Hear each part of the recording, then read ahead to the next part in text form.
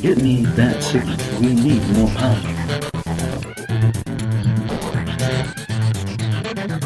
And we're here at Gen Con, and I am talking with Eric Mona from Paizo. Eric, we chatted last year. We're going to chat again here today at Gen Con. And thanks for talking to me again. Hey, always a pleasure, Elliott. I would just like to know, it's a whole new year, what has Paizo brought out here to Gen Con for everyone to see? Well, the big release for us this year is Occult Adventures, which is a new Pathfinder role-playing game hardcover book. It's went through extensive playtesting last year, and it's finally hitting at Gen Con, just released about an hour ago. And Occult Adventures is sort of our approach to like psychics and psychic magic and spiritualism and all that kind of stuff. So, traditionally the approach in fantasy games has been like, let's go psionics and kind of go science fiction-y, and let's introduce a whole new rule set to go on top of our complicated rule set. And what we decided to do was, since the core spells of the game already have things like detect thoughts and telekinesis, we didn't really feel like we wanted to do a whole new game system. We just decided to make the themes of psychic spellcasting fit within the existing way that spellcasters work in Pathfinder. Okay. So to that end, we've introduced 6 new character classes in the book. There's the Mesmerist, the Medium, the Spiritualist, the Occultist, the Kineticist, and the Psychic. So each one of those is a little bit different. The Kineticist is sort of a Last Airbender style character who picks an element, either fire, water, earth, air, or ether, and is able to manipulate that in a variety of ways. So rather than having a traditional spell list, they have the ability to like shoot fire from their hand, or maybe do a jet of water that makes them fly, that kind of a thing. The Occultist imbues items of significant power, like not necessarily magic items, but maybe like the wedding ring of a slain king or something. And he uses those items to get access to a selection of special spells.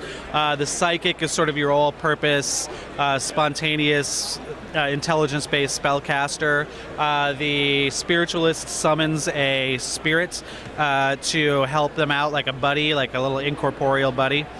The Mesmerist is sort of the reverse of a bard. So whereas a bard stands back and plays music and buffs up his allies, the Mesmerist looks into the eyes of his enemies and debuffs his enemies. And then the last one is the Medium. And what the Medium does is he, by accessing sort of the spirit world, draws a spirit inside of himself and gains a slew of different powers based on what spirit he is currently channeling. So kind of along those lines, we also have extensive spell section, extensive magic item section with things like, Ouija boards and, fortune-telling devices, crystal skulls, and what's the other one? Oh, my favorite, there's a tinfoil hat. You got to have the tinfoil hat, in the game. And so really it's just kind of like our approach to psychics and mental magic. One of the things that we did in the book is psychic spellcasters replace the verbal and the somatic components of their spells with a thought or emotion component. So whereas if you were like a wizard and there's a spell with a somatic component and you were tied up, you couldn't cast it. Right. If you're a psychic, you could think, as long as you can think, you can cast the spell. So there's some differences, but fundamentally the system kind of is the familiar Pathfinder system.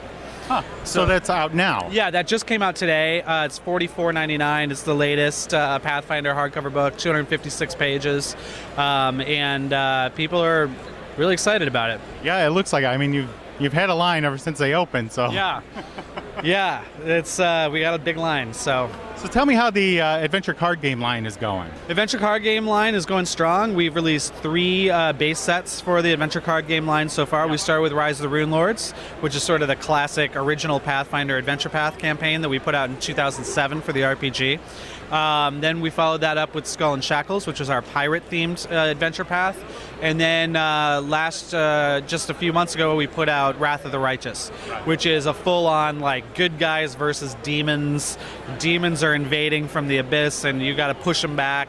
It also sort of ties in the original RPG campaign, tied into the mythic rules, which is sort of the uber high level play, but not high level play as in 20th level and beyond, but high level play as in here's a template for high octane adventuring that you can lay over even first, second, third level characters. So that is brought to the adventure card game through a variety of different methods, not the least of which is a 20-sided die that's added to the game that you can do like a surge of mythic power in. So that's the monthly adventure decks are coming out for that right now. Next year, we're going to be releasing the Mummy's Mask Adventures Path. So it's sort of an Egyptian tomb raiding, undead-filled, sort of horror-themed adventure path that we put out about a year ago for the RPG. Is very popular, so we're going to experiment with that. One of the neat things about the adventure card game and doing all these different base sets is that we're able to apply sort of different themes and flavors to the game. So whereas most of the mechanics remain the same, we'll always introduce some kind of new interesting mechanic. So, for example, in Skull and Shackles, you have ships and traveling from island to island, things like that. Wrath of the Righteous has the mythic rules. When we put out Mummy's Mask, it will also have a little special new type of rule. But, it's new monsters, it's new adventures, new characters in many cases. So some of the Occult Adventures iconic characters that are debuting in that book here today are going to be in the Mummy's Mask base set as well. So as Pathfinder RPG moves forward, the adventure card game moves forward with it. I know you guys do a lot of organized play with the Pathfinder Adventure card game. How's that going, and what benefits do people get from participating in the organized play at their local stores?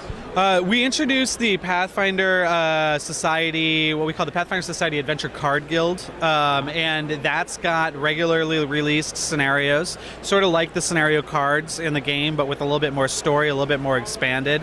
Those are provided free to game retailers to run in their game stores, and then after we've put out several of them, we'll combine them and put them on Paizo.com for sale as well. So there's like a period of exclusivity at retail stores, because we always want to have players, going to stores and getting engaged with the community. And so one of the things that it offers is just kind of more stuff, more games. So there's always a parallel storyline. So in the same way that the Adventure Path tells one story, the season in the Adventure Card Guild program tells a different sort of parallel story with a lot of the same locations, NPCs, and monsters, because it uses the base set and the adventure decks, but contextualizes them differently and tells a different story. And as a requirement to play in the Adventure Card Guild as an official, program, you need one of the class decks, which have all the cards that you need to kind of go through the process. And so we've released several of those so far. We recently took that line monthly. There's a lot of classes in Pathfinder. We want to get as many of them in the hands of Adventure Card Guild players as possible.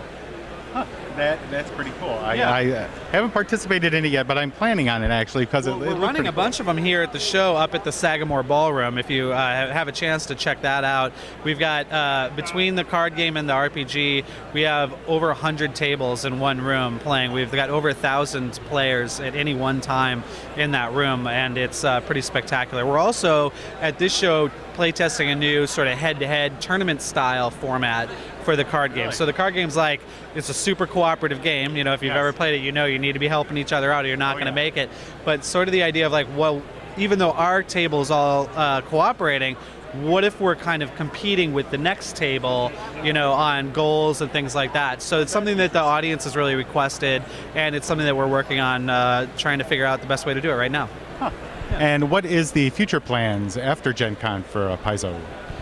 After Gen Con for Paizo, well, it's interesting because Gen Con's in July this year instead of August. A lot of the things that usually happen at Gen Con are happening next month. So, for example, we're launching the next Pathfinder Adventure Path in August. So that's one of our big focuses going forward, and that's the Hell's Rebels Adventure Path. Okay. What Hell's Rebels is all about is it's an urban-based campaign. It's set in the nation of Cheliax, which is one of the most popular nations in the Pathfinder world. It's an old decadent empire that collapsed and was taken over by a noble family of basically devil worshippers, and they have been like they do, and they have been kind of holding the populace under their iron boots, and this is all about the populace pushing back and freeing a city from their tyrannical rule.